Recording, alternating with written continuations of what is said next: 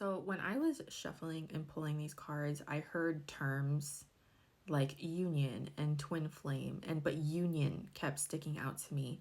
And I'm not like a twin flamey person, not anymore, at least. I think I'm speaking to a collective of people that got really caught up in the vocabulary of New Age spirituality. And I talk about this on my lives a lot, so it must be just a theme over like this week or the last couple of weeks. But I feel like I'm speaking to a group of people that got really caught up in the vocabulary of New Age spirituality. And you use this vocabulary to excuse a lot of behavior that you were experiencing in a connection.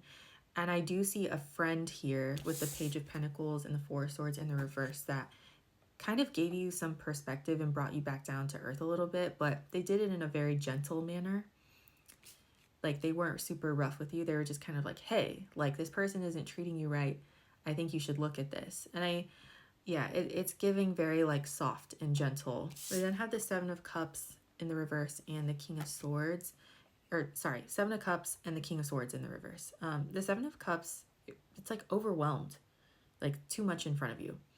And the King of Swords in the reverse is, in my opinion, very toxic. Like he's just mean. He's just fucking rude. And his words hurt.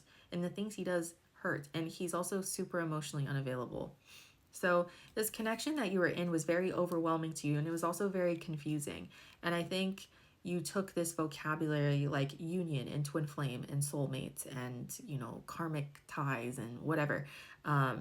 And you tried to make this vocabulary fit your situation, even though that may not have necessarily been what was going on.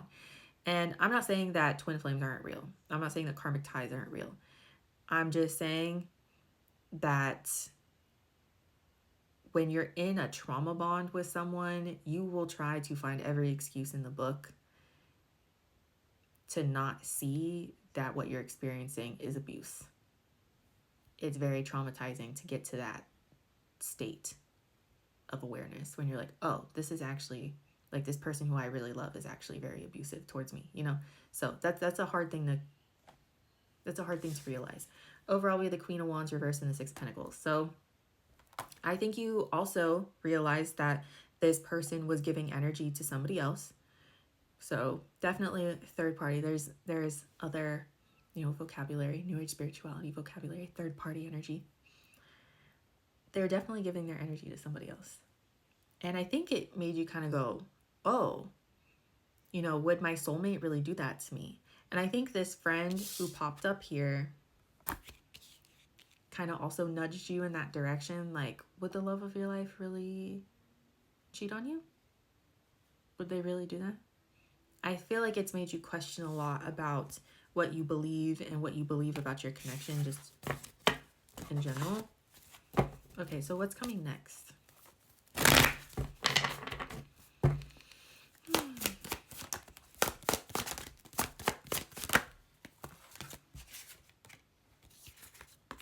Okay, two choices. You have a choice. So these two landed on one side of my desk and these two landed on another. So two situations here. Where are you going to go? Let's start with the bad. We have the World and the Five of Wands in the reverse. So you can either repeat cycles over and over and over again with someone and get into a bunch of drama, untangle yourself from it, separate and get back together.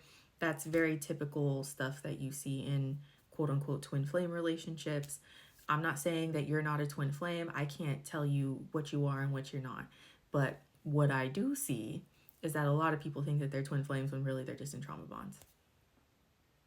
If that's a hot take, that's fine. You can yell at me in the comments. That's fine. I think what I think. I've seen what I've seen. And I've experienced what I've experienced. So it is what it is. We then have the Emperor and the Strength card.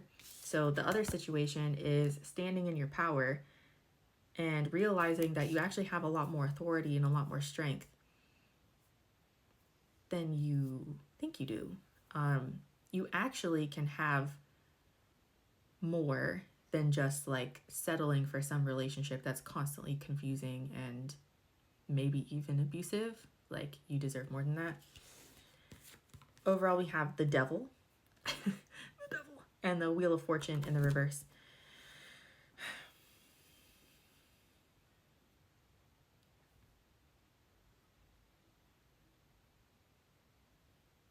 I get like a profound sadness from that combo.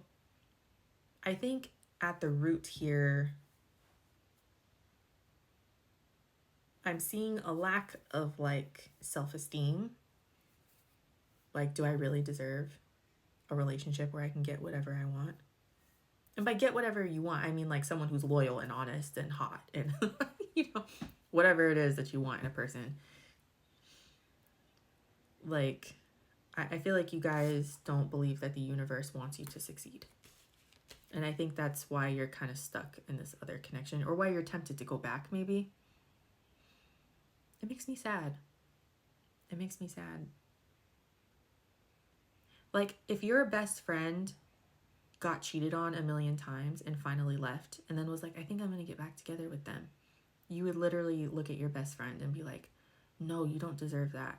So if you think your best friend doesn't deserve that kind of behavior, why do you think you deserve that kind of behavior? Like, what makes it different for you? Okay. Capricorn, Aries, Leo here. I'm going to stop there. Interesting. What the hell? Okay. Have a good night.